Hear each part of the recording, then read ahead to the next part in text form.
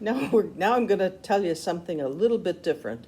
Somebody sent me these in an email, and I just thought they were very clever. So I wanted to tell them to you. They're called puns. Now, I don't know how many of you like puns, but you might moan and groan, but you have to admit, they're quite clever. The fattest knight at King Arthur's round table was Sir Circumference. He acquired his sight from too much pie, P-I. I thought I saw a one-eyed doctor on an Alaskan island, but it turned out to just be an optical illusion. She was only a whiskey maker, but he loved her still. A rubber band pistol was confiscated from an algebra class because it was a weapon of math disruption. No matter how much you push the envelope, it'd still be stationary. A dog gave birth to puppies near the road, and she was cited for littering. A grenade thrown into a kitchen in France could result in linoleum blown apart. Two silkworms had a race. They ended up in a tie.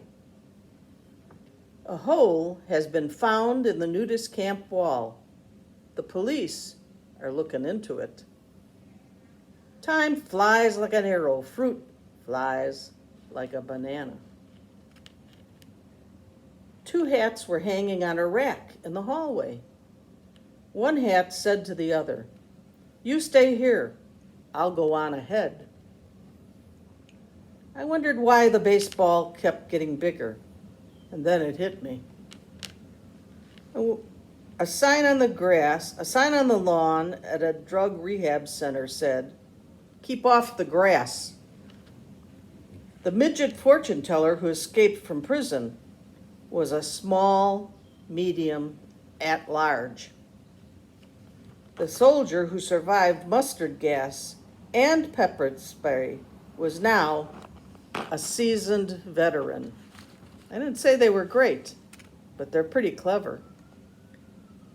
A backward poet writes in verse. That's one for Sam. In a democracy, it's your vote that counts. In feudalism, it's your count that votes.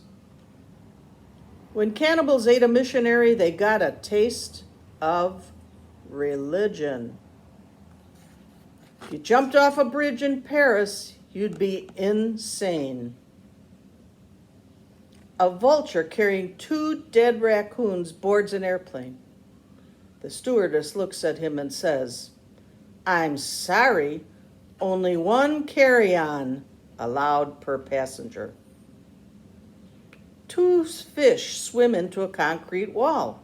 One turns to the other and said, "Damn."